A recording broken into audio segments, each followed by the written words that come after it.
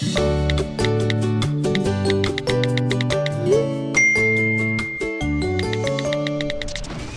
everyone, welcome back to our second ever bonus episode with me, Julie Haynes. Me, Brenda Jenny. Go on. No, I'm laughing. Here we go. Giggling girls. Yeah, so actually last week, remember we were chatting about the girl who met the guy and he said that he had had a sex worker and she was turned off by it, whatever. And you and I completely disagreed on it. Actually, and a few of the girls I was working with, I was chatting about it to them and they were like, absolutely they have. So we're very differing opinions, and I'd say your friends would still be on your side. But anyway, we actually got a response to this. And first of all, I just want to say I'm so excited we've male listeners. I know, this is brilliant. Like, I at least didn't know of 6 or 7 men who actually listen. Yeah, it's brilliant. Delighted really with that. Good. So, guys, we want to hear more from you. So this is a response to that dilemma last week. Hi girls, just listen to your first bone episode. I can't talk for other lads that might listen, but here's my story with sex workers. I left my marriage after 20 plus years where sex life wasn't high on the agenda. I was unused to the dating scene and a bit old fashioned in approach with dating apps, meeting new women and nervous in the bedroom department, not having been with somebody for a long time. Another person in my situation might visit a sex worker to ensure the mechanics are working correctly so he isn't embarrassed or caught short on the night if he is lucky enough to meet someone he likes. If your engine is giving trouble, wouldn't you take to the mechanic? Love the show. Keep her lit. Hoping to make it to the show in Cork, Tom. Isn't that just brilliant? Like that Tom actually took the time out to email us. We love you, Tom. Yeah, well Tom's our done. favourite. Tom is our first ever male listener to email in. Yeah. So there you go. I'm telling you, it's... Well, do you agree with Tom? I agree with Tom. Okay, so we got another email in and it reads, Hi girls, I've recently been diagnosed with genital herpes. I'm actually in shock. I had a boyfriend from the age of 15 and he was the only one I had slept with for over 10 years until we broke up recently and I went home with a guy on a night out to get over him. I was really struggling getting back into dating and I don't know how I'll find someone new now. How do I tell a man I'm dating that I can't sleep with them, or when do I let them know about my diagnosis? I know I face a lot of rejection in my future, but you're both so good at moving on and laughing it off, so I thought you might be able to help me out. Please help, girls. So I suppose what I would do if I was in that situation is I wouldn't tell him at the start, but obviously I wouldn't be sleeping with him either. I'd wait till I got to know him and he got to know me, and then I would probably sit down with him when the time was coming for us to sleep together and tell him. I'd probably be the same as well. I probably would be like, fair play to her going back on the dating scene as well. And it's just unfortunate it was just one. And that's all it takes. Is it? That's all it takes. That she was with her ex for over 10 years. And then to get over him, she got under somebody else. And he gave her these herpes. But like, it's awful. She's in an awful situation there now. But what I would do if I was you is I would wait till we got to know each other a bit better. And before we slept with each other, I would sit him down and be like, this is what's after happening. Yeah, no? I'd be the same. And I think probably the likes of me now, I'd be like so shying away from it. I'd be like, I'm never going to, if I ended up was kissing him or we were getting close and stuff like that, I'd be shitting it then, you know what I mean? But I think it depends on the relationship between them. But if it was the tables were turned and you were seeing a fella and then all along he came along and he told you he had something, how would you be? And you were really into him? I know. How would you be? Thinking of that as well. I don't know. Yeah. I think it's not a red flag. It's just something that I'd be like, God, I don't know. Yeah. I don't know. I honestly, I feel so sorry for her. Yeah. There's actually a guy, I was doing an interview before and he was HIV positive. Oh, okay. And obviously there's loads of medication now to control that and everything. Like, he was so refreshing and everything. Like he was so open about it. Like it's not the end of the world. So as well with something like this, it's not the end of the world.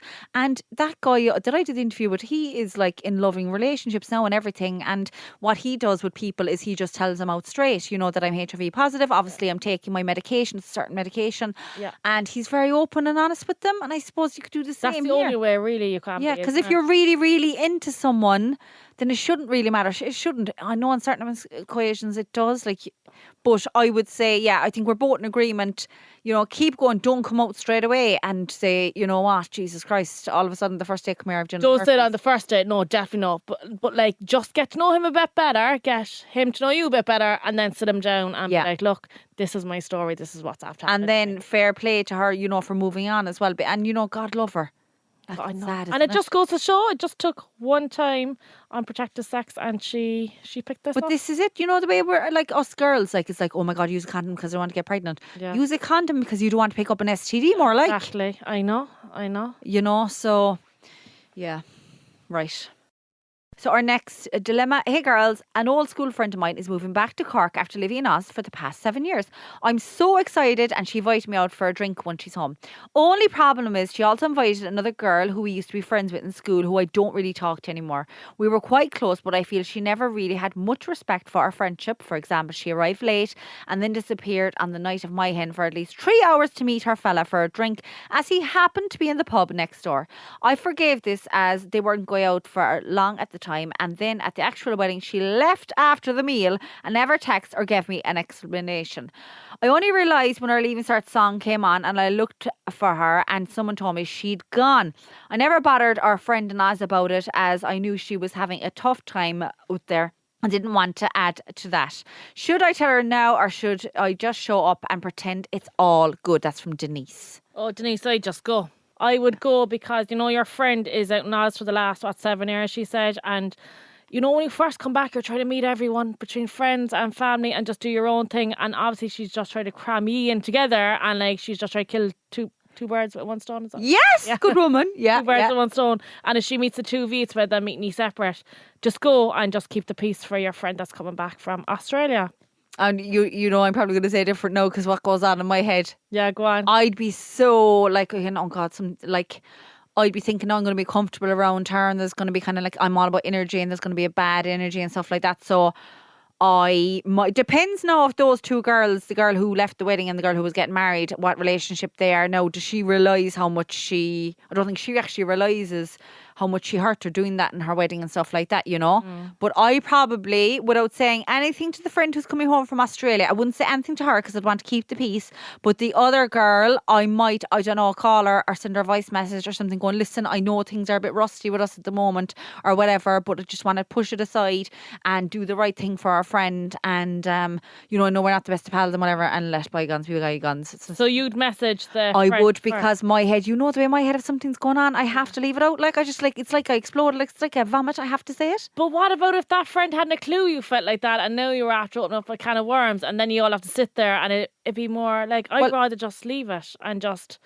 I wouldn't be able to sit there and pretend. And I just pretend. couldn't. No, because I just couldn't because my energy is, and I'm not one of these energy nutters. Yeah. My energy would actually ruin that meeting with them. Because I would be, even though I'd put on the effort, I can't be fake. I can't be like, oh my God, hi girl, I know this girl, how are you girl?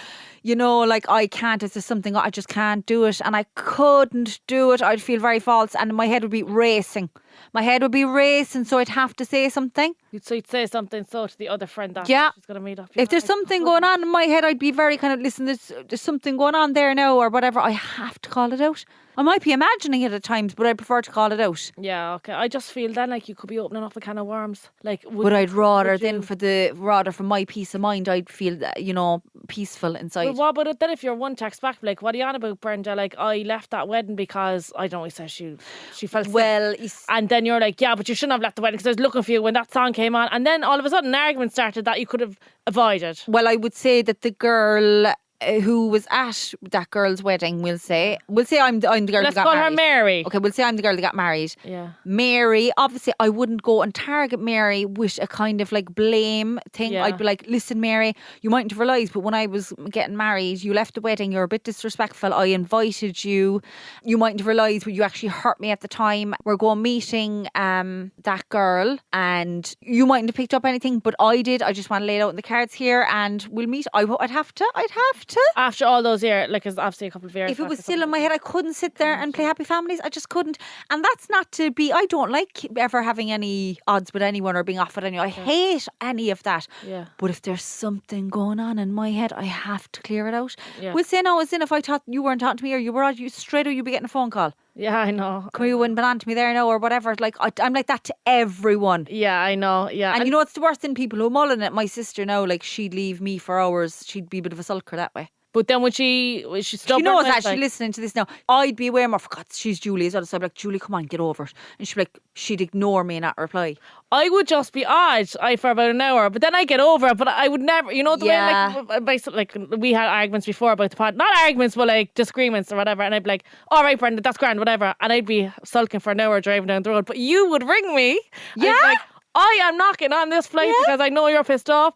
But if you left me pissed off for an hour, I would have just texted you when I got home, like, well, just get home all right or whatever. Yeah, but I no. would say nothing about the argument. I would just leave it, go over my head. You see, then it's funny, well, my sister, I'd nearly fly over to Abu Dhabi and be on the apartment going, Julie, come on, we make friends. Yeah, I know. Because I'm like, and I would say to her, I was like, Julie, you have to move on from this. It's not good for your energy. Yeah, I know. Or even if my mum answered the phone to me and she was rushing doing something, and she'd be like, oh, hi, da-da-da. And I'd be like, I text her, girls, everything okay? Are you off with me? And she'd be like, I'm just in a fucking meeting. Yeah, or whatever. Like I'm always, I'm a bit much of a thing. Yeah. So that's what I would do in that situation anyway. Yeah, well, I would leave it go over my head then. So yeah, whatever you think. So listen, we hope the little chat goes well. Yeah, and leave us know. And leave us know how you get on, girls. Keep us updated. And if any of you have any questions, please email us on lor@goloudnow.com or Oh my God. we'll be in the Cork Opera House tomorrow night and we hope to see you there. Oh my God, can you believe it? And We were asked to do this in January and we were still doing those awful podcasts with your clothes horse in the background. you'll never forget that close. But sure, I was wearing baseball hats and I was practically in the dark over in London. And now look at us. Oh my God. Anyway, we're going to, look, it'll be a night to remember, good or bad. It'll be a night to remember. And we'll see you all there. Bye. Bye.